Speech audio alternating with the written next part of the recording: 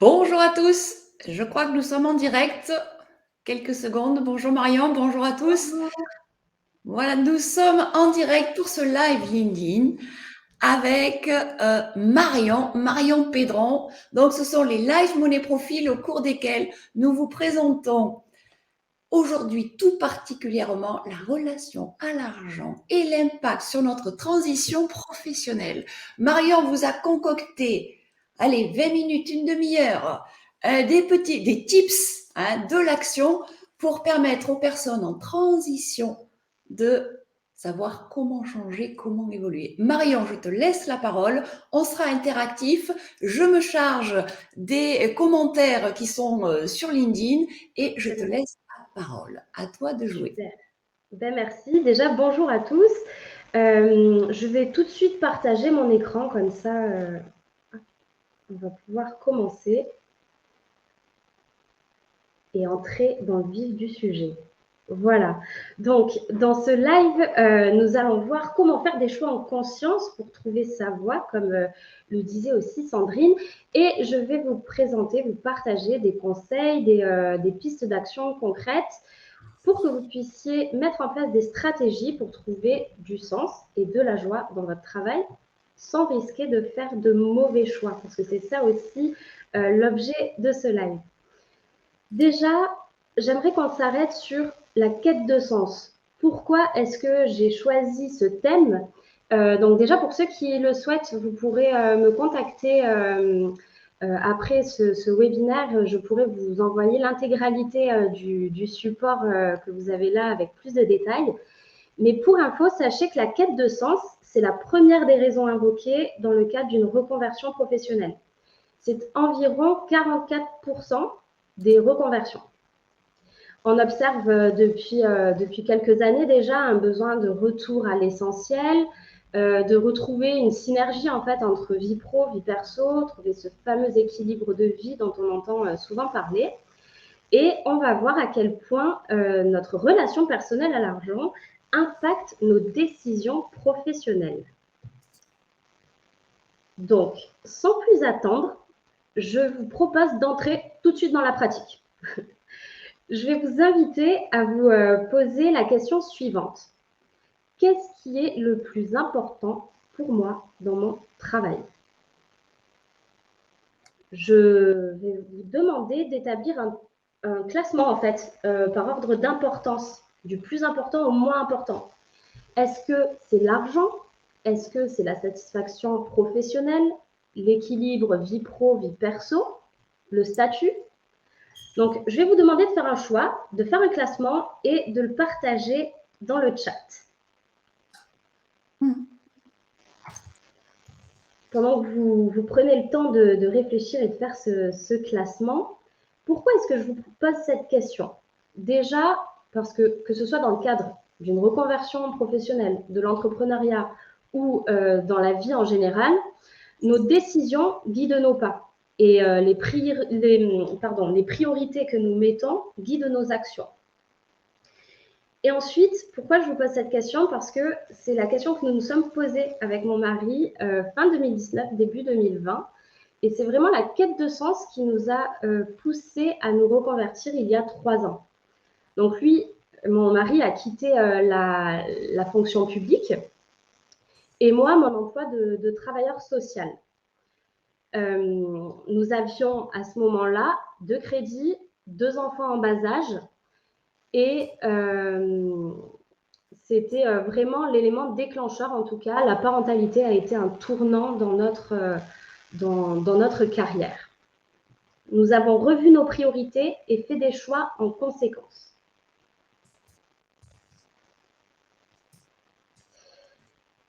Alors, avant de poursuivre la réflexion sur le sujet, je voudrais que l'on s'arrête sur la définition de la quête de sens. Je voudrais vous proposer celle de Viktor Frankl, donc, qui était un psychiatre autrichien qui a survécu pendant 3 ans au camp de concentration et qui a créé la logothérapie. Donc, c'est une forme de thérapie qui aide les personnes à trouver du sens et à choisir leur attitude, même dans les moments difficiles. il dit « Chacun doit trouver au cours de sa vie sa propre vocation, sa mission spécifique, s'y impliquer de manière concrète et entière. » Il ajoute que la volonté de sens peut être définie comme l'effort humain fondamental pour trouver un sens à sa vie en atteignant un objectif. Donc, en résumé, pour faire face au vide existentiel, Frankl nous propose à chacun de trouver un sens à sa vie et des objectifs à réaliser. Alors, je crois que j'ai un petit souci d'écran.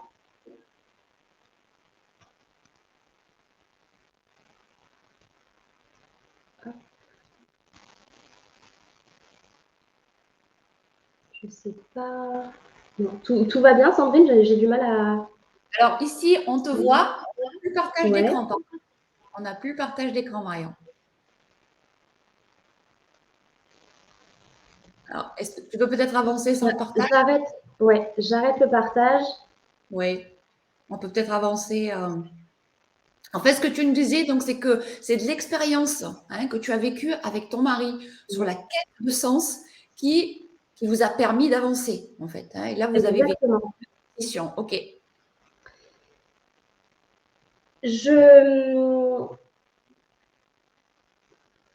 Alors, je regarde, j'essaie de régler ce petit problème de partage d'écran en 2 petites secondes. Les aléas du direct. Oui, écoute. Mon premier live, voilà.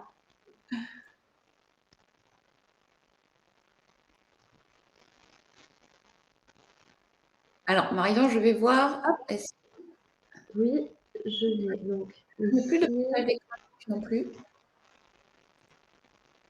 Ça devrait être réglé dans quelques minutes. Juste ici, normalement, ça devrait être bon. Voilà, on y retourne. C'est bon. Super. Donc, je vous donnais la définition de Frankl. Et je vais vous inviter tout de suite à réfléchir à votre propre relation à l'argent. Je vais vous demander de vous poser la question suivante. Ai-je déjà fait des choix professionnels en fonction de l'argent plutôt que de mes passions ou de mes vocations? Si oui, comment l'ai-je vécu? Comment est-ce que cela a-t-il affecté mon travail? En réalité, là, je n'attends pas de réponse particulière dans le chat. Mon but est que vous puissiez simplement prendre le temps de la réflexion, d'observer ce que vous avez fait dans le passé. Comment est-ce que vous avez fait vos choix? Quelles ont été vos conséquences? Pour certains, ce sont des choix de vocation, mais pour une grande majorité des personnes, en tout cas aussi que j'accompagne, ce sont des choix menés par la raison et la sécurité financière, entre autres. Et en vrai, il n'y a rien de mal à ça. Le but, c'est juste de prendre conscience que notre relation personnelle à l'argent peut avoir un impact, en tout cas significatif, sur notre vie professionnelle. Notre relation, donc, va définir, en fait, on va avoir des conséquences en fonction de notre relation. C'est ce que je disais. Et certaines personnes voient l'argent comme une source de sécurité, alors que d'autres vont la considérer comme un fardeau ou une source de stress. Et les 3 cas classiques que je rencontre en accompagnement, ce sont les suivants. D'une part, on peut avoir, donc je rencontre les personnes qui gagnent beaucoup d'argent, mais qui n'aiment pas leur travail. Peut-être que c'est votre cas. Peut-être que vous vous sentez démotivé, que vous avez l'impression de ne pas contribuer, en tout cas, à quelque chose d'important. À côté de ça, j'ai pu aussi accompagner des personnes qui gagnaient peu d'argent, mais qui pour autant avaient une grande satisfaction et en tout cas un sentiment d'épanouissement dans leur travail. Pourquoi? Parce que eux, au contraire, avaient vraiment l'impression de contribuer à quelque chose de plus grand et en accord avec leurs valeurs. Et enfin, il y a aussi la personne qui gagne un salaire complètement décent, mais qui n'a plus le temps de faire les choses qu'elle aime en dehors de son travail et se sent stressée et insatisfaite. Donc, en résumé, notre relation à l'argent, on a vu, détermine les choix professionnels que nous faisons. Et si nous avons une relation anxieuse à l'argent, cela peut se traduire par des choix professionnels plus axés donc sur la sécurité plutôt que l'accomplissement personnel. De notre côté, oui. Marion, ouais. Oui. Pardon, je laisse terminer, puis je reviendrai sur le 4e cas peut-être. Ouais. Du coup, d'un autre côté, je disais, si on considère l'argent en tout cas comme un outil pour réaliser nos rêves, ça peut au contraire nous motiver à chercher des opportunités professionnelles qui correspondent à nos aspirations. Et ici, l'idée, c'est de vous montrer que la vision est subjective, qu'il est important, en fait, pour moi, de créer sa propre richesse, savoir ce qui, vous, dans votre échelle de valeur, est le plus important. C'est en quelque sorte votre capacité à trouver votre propre source de satisfaction et de bonheur dans la vie. Tu voulais dire, Sandrine? Oui, que j'ai souvent, alors je dis souvent, c'est très relatif, hein, mais ouais, j'ai souvent rencontré l'opposition, souvent, entre le fait de se dire je choisis soit l'épanouissement professionnel, soit l'argent. Comme s'il y avait une espèce de fatalité ou de dichotomie entre les deux qui faisait que c'était ou l'un ou l'autre. Et l'enjeu dans la transition pro, c'est quand même de fédérer les deux, de les réunir au fond. Hein. Et dans ce que tu soulignes, comment les personnes se présentent à toi quand elles arrivent, c'est vrai que c'est quelque chose que ce soit au niveau entrepreneurial hein, ou au niveau transition pro, je le souligne parce que c'est suffisamment récurrent et c'est peut-être ça le travail ou la mission, hein, c'est de réconcilier ces deux aspects-là. C'est pas ou, mais c'est et. On peut être épanoui et on peut aussi concilier avec l'argent et ça n'est pas forcément quelque chose de contradictoire. Voilà, que je voulais rajouter. Exactement. Exactement. Et c'est l'enjeu, effectivement, des accompagnements, cette prise de conscience. Donc, la question de la quête de sens amène forcément à se poser la question de l'insatisfaction au travail. Pourquoi j'ai choisi ce thème, en dehors des chiffres évidents que je vous montrais en introduction, c'est pour vous faire part d'un chiffre là, 30,1 millions. C'est le nombre d'actifs que nous avons en France aujourd'hui.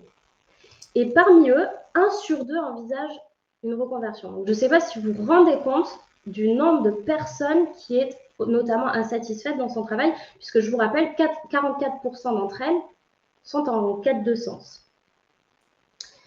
Et je profite du coup, y a-t-il parmi vous des personnes qui ont déjà envisagé ou en tout cas qui envisagent de changer de cap professionnel? Vous pouvez me répondre dans le chat.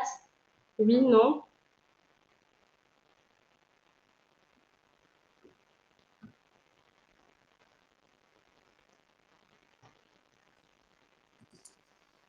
Alors, je ne sais pas s'il y a un décalage. On ne voit pas les réponses, Marion, mais je crois que tu peux. En tout cas, oui. Tu peux continuer, oui. En tout cas, 90% des personnes actives ont déjà envisagé, sans forcément passer à l'action, envisagé d'avoir une autre carrière professionnelle. Et en accompagnement, ce que je peux observer, c'est 2 comportements. Donc, on a vu notre relation à l'argent influence directement nos comportements et en fonction, on va adopter des stratégies qui vont s'adapter à notre perception. Et donc, comme je vous disais, je peux observer 2 comportements qui peuvent pour autant tous deux être coûteux en temps et en argent. Le premier, c'est d'éviter les risques, celui où les personnes restent dans l'immobilisme. Donc peut-être que c'est votre cas, peut-être que vous vous sentez du coup insatisfaite dans votre travail, épuisée, stressée. Pour autant, vous pouvez même vous plaindre, mais ne pas bouger. Vous êtes en fait en train de subir la situation. Et c'est OK. Et dans cette situation, en fait, vous acceptez.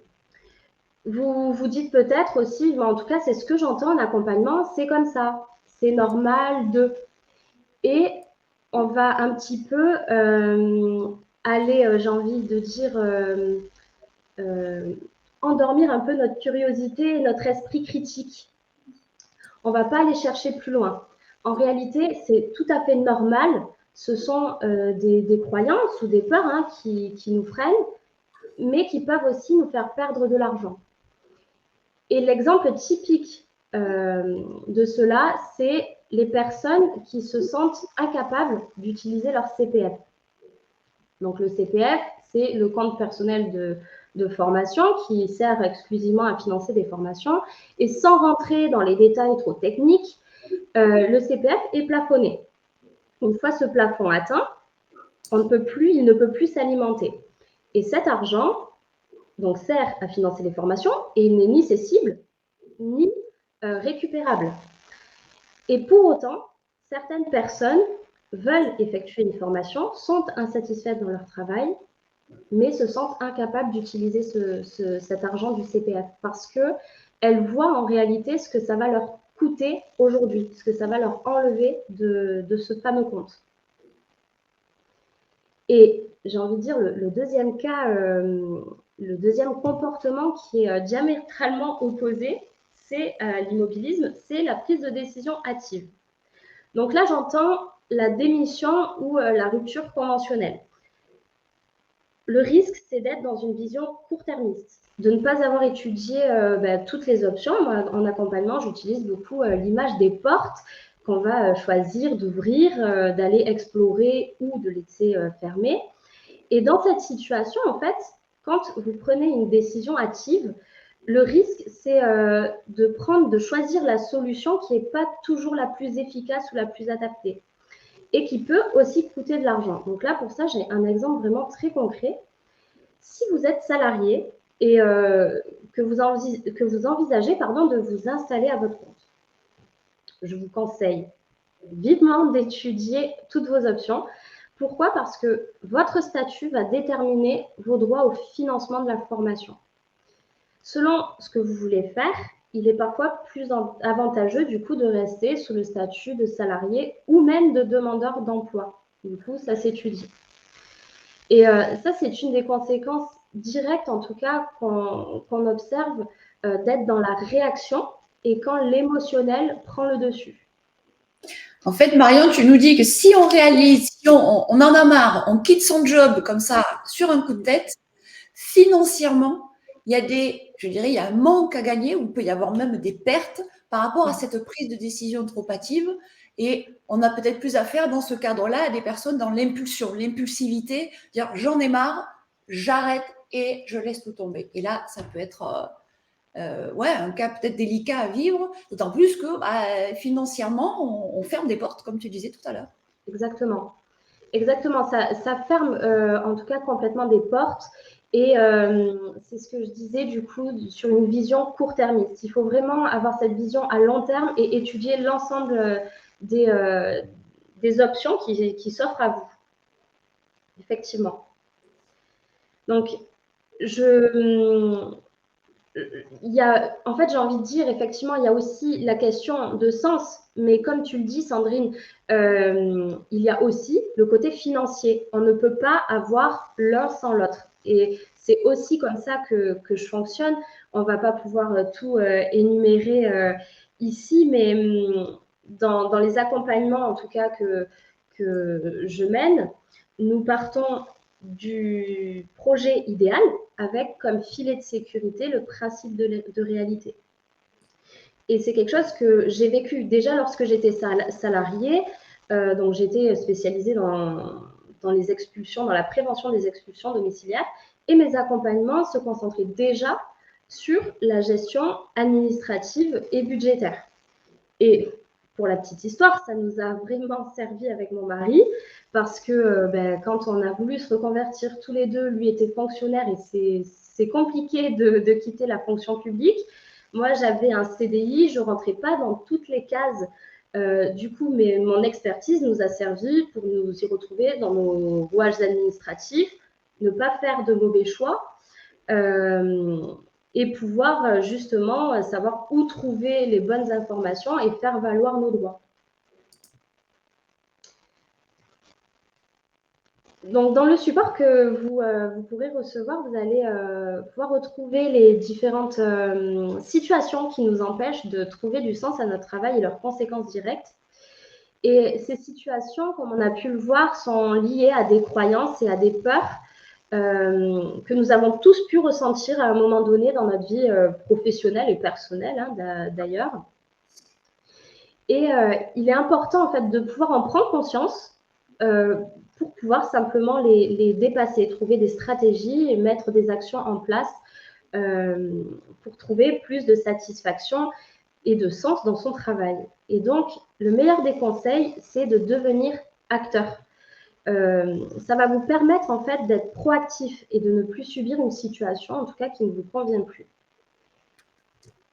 Et bien que je pourrais vous parler pendant des heures de la quête de sens, je vais vraiment ici vous partager l'histoire, en tout cas, d'une personne que j'ai accompagnée, qui va vraiment illustrer parfaitement le mantra qui m'a été transmis par ma mentor, qui est celui de savoir qui je suis pour savoir où je vais et comment.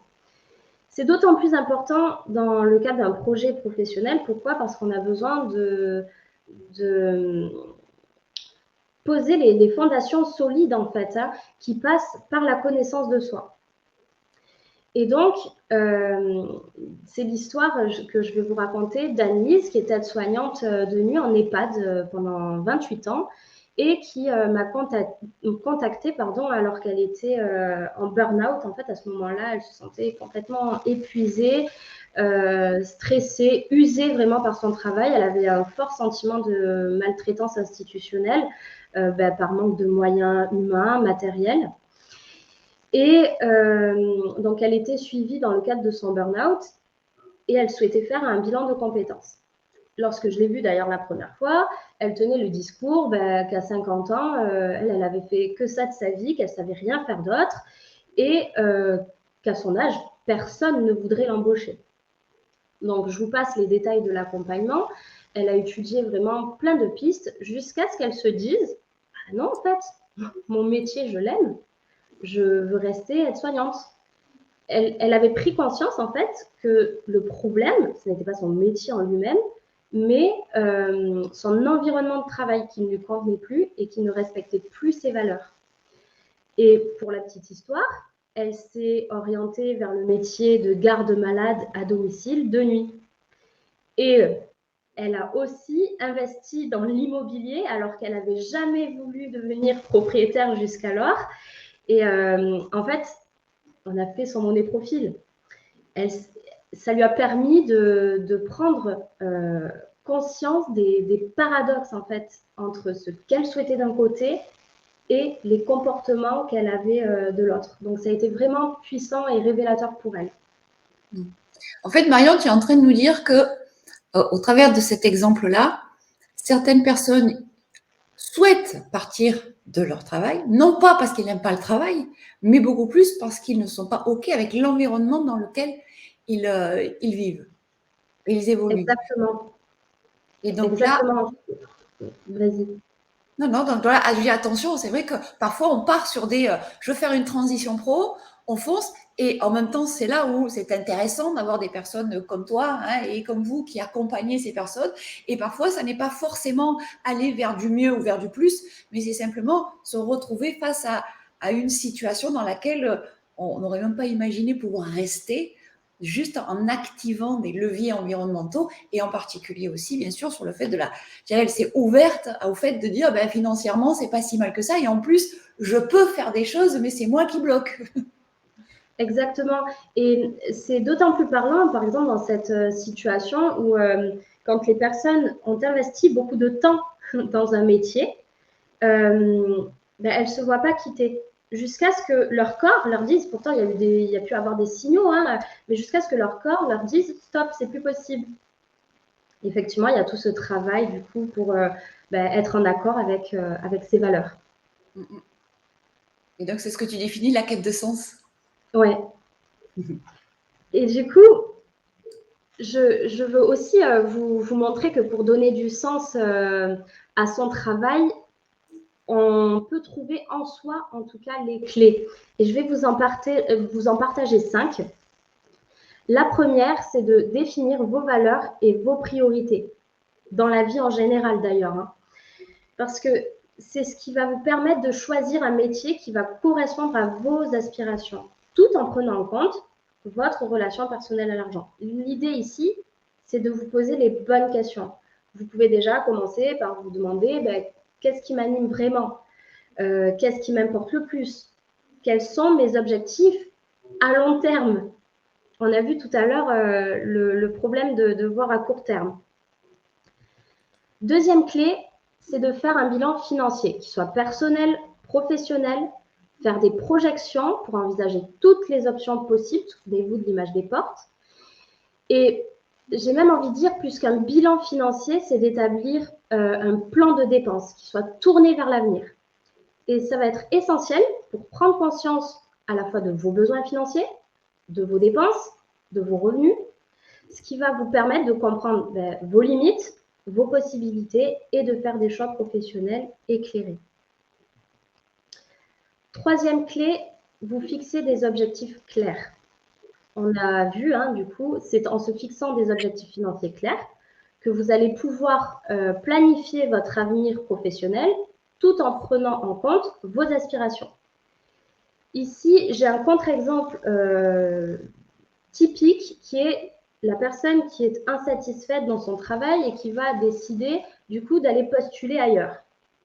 Je dis que c'est un contre-exemple typique. Pourquoi? Parce que sans avoir des objectifs clairs, le risque, c'est de chercher, donc de se retrouver dans la même situation ailleurs, parce que si on n'a pas identifié la source du problème, on risque de se retrouver dans un schéma répétitif, de rendre à la fois aussi la recherche d'emploi plus longue et difficile en postulant à des postes qui sont inadaptés à notre profil, et d'avoir des coûts indirects auxquels on ne pense pas forcément.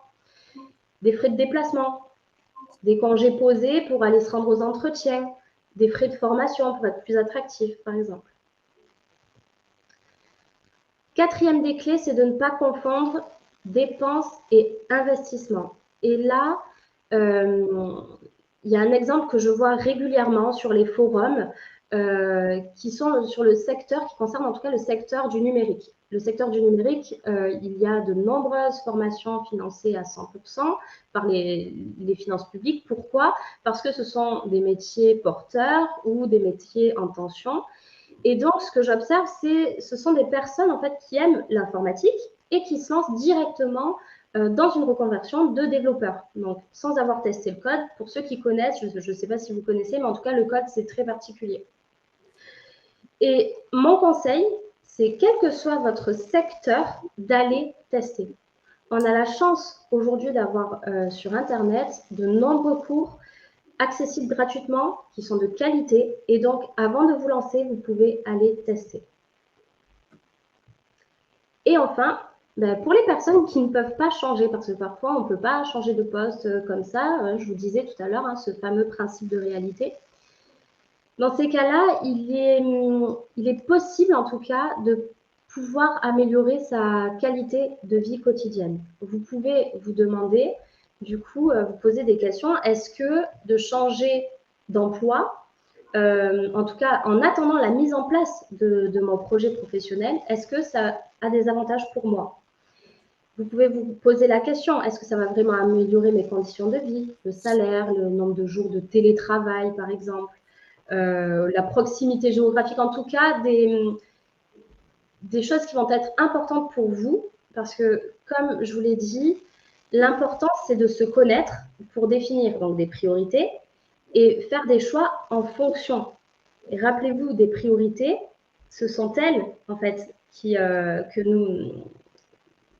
sont les priorités que nous mettons qui vont guider nos actions et qui vont nous permettre, du coup, d'être plus alignés, en tout cas, et de trouver cet équilibre. Voilà, je pense qu'on pourrait peut-être arrêter le partage pour pouvoir se voir en grand. Et Marion, ce que tu disais aussi, dans le fait, je rebondis un petit peu sur le fait de partir comme ça dans des formations avant d'avoir d'avoir testé, comme tu dis. Hein. Mais c'est vrai qu'aujourd'hui, en transition pro, moi, ce que j'observe, je ne sais pas si toi tu l'observes, ce sont ce qu'on appelle les side projects. C'est-à-dire qu'avant de se lancer comme ça à corps perdu, soit dans la création, soit dans un nouveau job, on va pouvoir le tester par ailleurs. Alors, bien sûr, ça implique une organisation en termes de vie perso, vie pro, hein, mais dans le même temps, j'ai l'impression que ça fait partie des tendances du marché. Et alors souvent, le side project, on le voit comme un complément de revenus. Hein, c'est souvent comme ça qu'il Exactement. est positionné. Et en réalité, comme tu le soulignes, au-delà de ça, hein, ce qui n'est pas négligeable, c'est aussi une façon d'aller tester dans la transition avant de tout lâcher. Hein, c'est ce que voilà, c'est ce que je Oui, relève par rapport à ta dernière. exactement. Certains secteurs, en tout cas, sont propices à ça. On ne va pas pouvoir le faire pour tout, mais en tout cas, selon notre statut ou selon le secteur, c'est l'idée, effectivement. Ok. On arrive au terme, Marion, de l'intervention. Est-ce que tu as quelque chose à rajouter, quelque chose d'important que tu voudrais communiquer? J'espère déjà que ça vous a plu.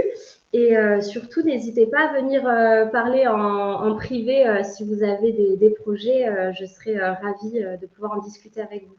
Et je peux vous envoyer également aussi le, le support dans son intégralité s'il vous intéresse.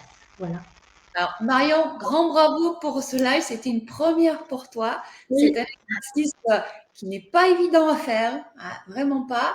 En tout cas, tu avais de jolis supports. On a bien compris hein, le sens, le lien avec l'aspect financier, le fait de ne pas se précipiter et de ne pas non plus rester dans l'attentisme, mais de pouvoir avancer de façon structurée grâce aux accompagnements. Merci beaucoup Marion, félicitations pour cette première. merci à toi. Le live est encore disponible. Je crois, on est à 31 ou 32 minutes. On a tenu le temps. Bravo. Et je vous dis à la prochaine fois avec Christelle Rubinel qui va nous parler des aspects financiers de l'entrepreneuriat dans le prochain live Money Profit. À très bientôt. À bientôt. Merci beaucoup. Bonne journée.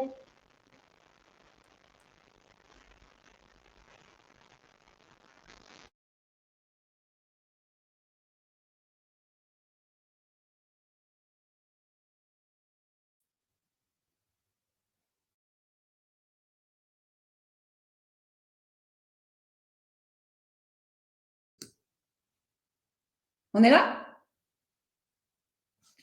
Arrêtez la diffusion. Pouf. Arrêtez la diffusion.